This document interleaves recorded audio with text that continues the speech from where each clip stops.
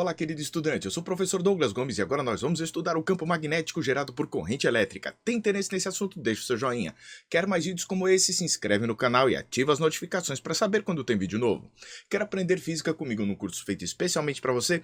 Acesse meu site fisicacondouglas.com. Agora vem comigo para a gente desvendar mais este assunto.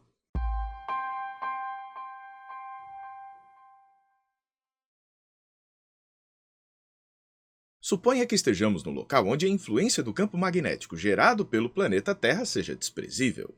Então, com uma barra aqui imantada, nós vamos ter apenas o campo gerado por ela. O campo magnético gerado no espaço por meio desta barra está representado por essas linhas verdes. Certo. Como é que a gente vê as características desse campo? A gente nota que as linhas de campo nascem no polo norte da nossa barra geradora de campo e morrem no polo sul. Quer detectar o campo magnético? Você consegue isso por meio de uma agulha imantada, uma bússola, por exemplo. Quando você posiciona uma bússola numa determinada região do espaço, ela se alinha com o campo magnético resultante ali. Como a gente tem apenas esta nossa barra, ela vai se alinhar com o campo magnético gerado pela barra. Mas e a Terra? Como é que ela gera campo magnético? Quando observamos a Terra, vemos que a bússola se alinha aproximadamente com o norte geográfico, não é verdade? Mas isso só é possível se o nosso norte geográfico estiver próximo do sul magnético. Por quê? Porque a nossa bússola tem o polo norte dela apontando para o polo sul do ímã. E o planeta Terra se comporta como um grande ímã. Mas o polo sul magnético da Terra é próximo do norte geográfico, e o polo norte magnético da Terra é próximo do sul geográfico. Por isso, o polo norte da bússola é atraído pelo polo norte geográfico da Terra, porque este polo norte geográfico é, na verdade, o polo sul magnético. Aproximadamente, existe uma diferença entre a posição de um e do outro. Mas se eu tiver um ímã e a Terra, a bússola vai se alinhar com o campo magnético resultante dos dois.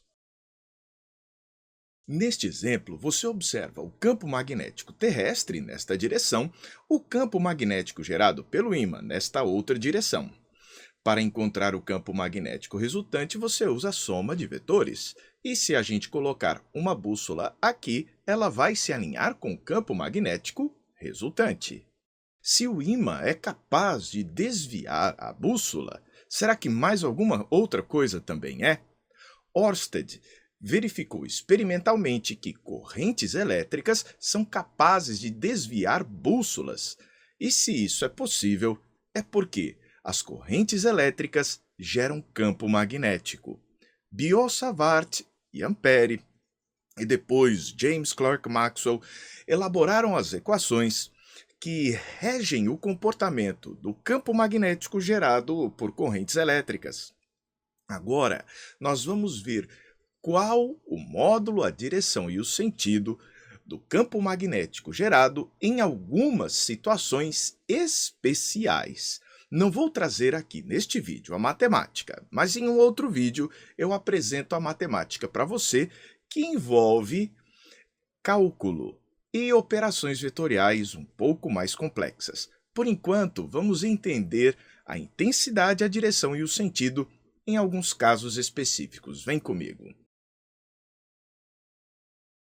Imagine agora um fio reto, longo, infinitamente grande.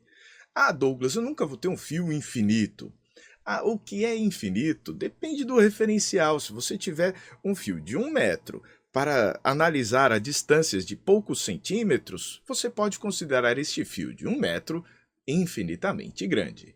Eu tenho 3 visualizações deste fio. A visualização em perspectiva, a visualização de cima, alguém que esteja vendo de cima vai enxergar apenas a bolinha aqui do fio, e alguém que esteja vendo de lado irá enxergá-lo desta forma. É interessante notar as maneiras de representarmos vetores nestas circunstâncias. No aspecto tridimensional, imagine aqui uma flecha. Se você estivesse vendo a ponta da flecha e ela fosse furar os seus olhos, você iria ver uma circunferência com um pontinho, a ponta da flecha, concorda? Já se você estivesse vendo a traseira da flecha e a flecha estivesse se afastando de você, você veria as peninhas, né, da traseira da flecha ou uma circunferência aqui com um X. Então, quando você tiver um vetor que vem na direção e no sentido de furar seus olhos, você vai representá-lo desta maneira, uma circunferência com um ponto no meio. E se ele estiver se afastando de você, uma circunferência com um X. Tudo bem? Agora vamos colocar uma corrente elétrica neste fio e averiguar a direção e o sentido do campo magnético que esta corrente vai gerar. Aqui eu representei uma corrente elétrica para cima. Se ela está para cima, vista de cima, ela fura seus olhos. Lateralmente você a vê desta forma. Observe que o campo magnético gerado circunda esta corrente, fica fazendo circunferências em torno do nosso fio. Como é que a gente descobre isso? Colocando uma bússola que vai indicando a direção e o sentido do campo magnético gerado. Visto de forma lateral, você vai ver que do lado aqui da esquerda, os vetores iriam furar seus olhos e do lado da direita, eles iriam entrar. Então nós temos três representações: a perspectiva, a vista superior e aqui a vista lateral. Agora, como saber, sem utilizar uma bússola, qual é o sentido do campo magnético?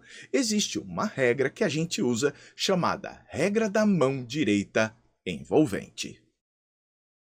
E para utilizá-la, você vai colocar o dedão da mão direita, use a mão direita, cuidado, no sentido da corrente elétrica do fio. Os seus demais dedos, então, serão utilizados para envolver o fio.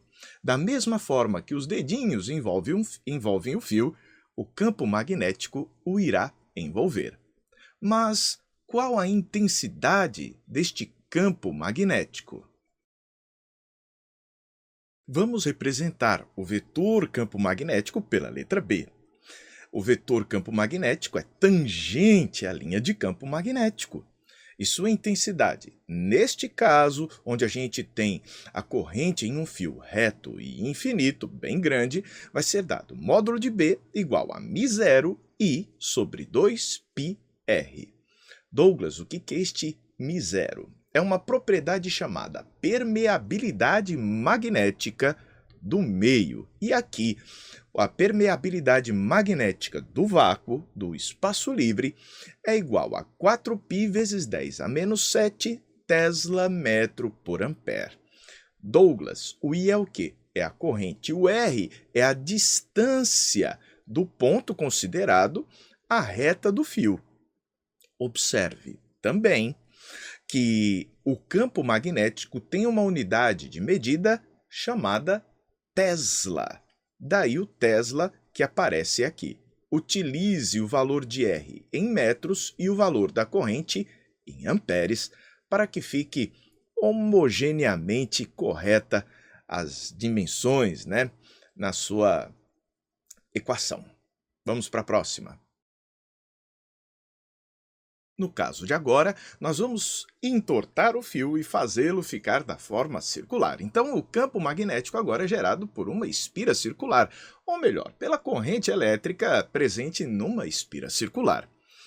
Observe este primeiro caso. A corrente está girando no sentido anti-horário. Como é que vai se comportar o campo? Vamos usar a regra da mão direita envolvente. Nós vamos colocar o dedão no sentido da corrente e ver como os demais dedinhos da mão direita envolvente vão envolver o nosso fio. Coloquei aqui, em ambos os casos, a mão direita. No primeiro caso, a corrente está no sentido anti-horário. No segundo caso, a corrente está no sentido horário. Olha o dedão no sentido da corrente e olha como os dedinhos vão envolver o fio. No segundo caso, o dedão no sentido da corrente, e observe como os dedinhos envolvem o fio. Da mesma maneira, o nosso campo magnético vai envolver. Vamos desenhar agora como as linhas de campo vão se comportar em ambos os casos. Vem comigo. No primeiro caso, as linhas de campo vão ficar assim, saindo da parte interior da circunferência, vindo aqui para fora e entrando aqui por baixo.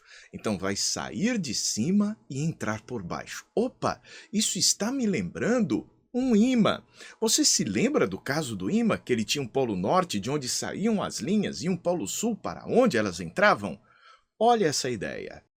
De forma análoga, podemos dizer então que uma espira tem um polo norte e um polo sul. O polo norte dessa espira é a face de cima e o polo sul a face de baixo. No segundo caso, inverte, porque como a corrente está no sentido inverso, o campo também está no sentido inverso. Então aqui em cima é o polo sul, enquanto que aqui embaixo será o polo norte. Agora eu vou te dar uma dica interessante para você visualizar direto o Polo Sul e o Polo Norte. Você vai fazer o seguinte: você vai pegar a traseira das linhas das correntes e vai ligar no primeiro caso e no segundo caso.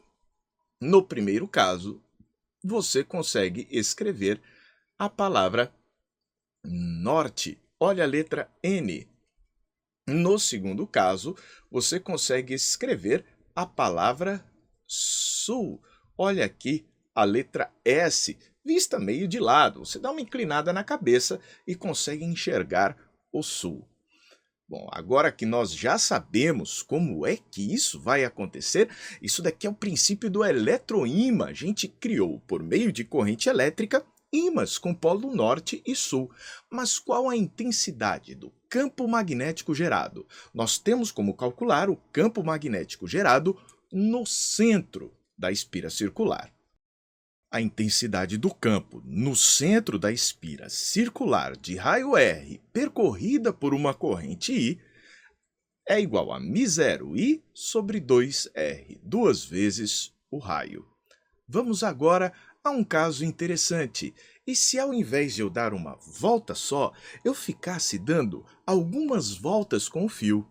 Aí você pode criar uma bobina chata. Se você der algumas voltas juntando espiras circulares de raio R, como assim, ó, dá uma, duas, três, quatro voltas, a intensidade do campo vai ser o número de voltas N vezes μ0I sobre 2R. Mas isso só será válido se e somente se a espessura final for bem menor do que o raio. Ou seja, tem que ficar chata mesmo, não pode ficar grossa, como o caso que nós vamos ver do solenoide.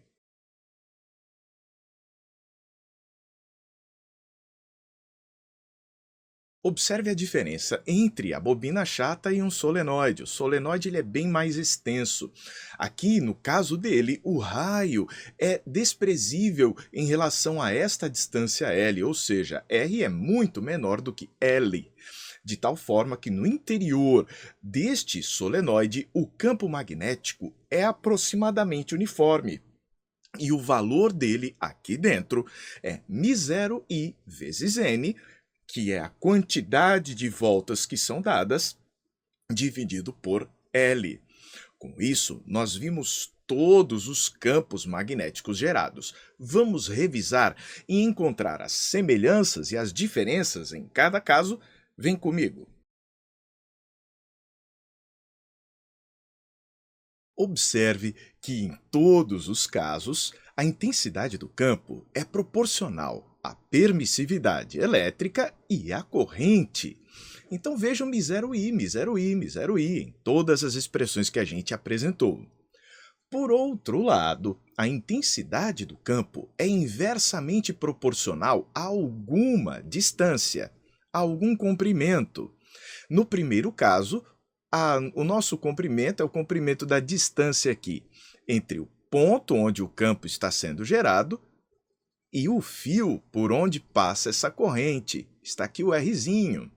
No segundo caso, a gente vai ter como distância a considerar o raio da nossa espira circular. Aqui, quando temos a bobina chata, também é o raio da bobina chata, mas no caso do solenoide, a distância que nós vamos usar é o comprimento desse solenoide, por onde são dadas as diversas voltas. Lembrando, em volta, a intensidade do campo é proporcional ao número de voltas que são dadas aí em cada caso. Aparecem outros valores aqui. Você tem o 2π aparecendo no primeiro caso e o 2 aparecendo no caso da espira circular e da bobina chata. Com isso, nós terminamos esta nossa abordagem a respeito da intensidade dos campos magnéticos gerados por corrente elétrica, em alguns casos mais interessantes, em especial para o ensino médio. Gostou? Deixe o seu joinha. Quer mais vídeos como esse? Se inscreve no canal. Quer aprender física comigo? Acesse o meu site da nossa plataforma, fisicacondouglas.com. Um forte abraço e até a próxima. A gente se vê.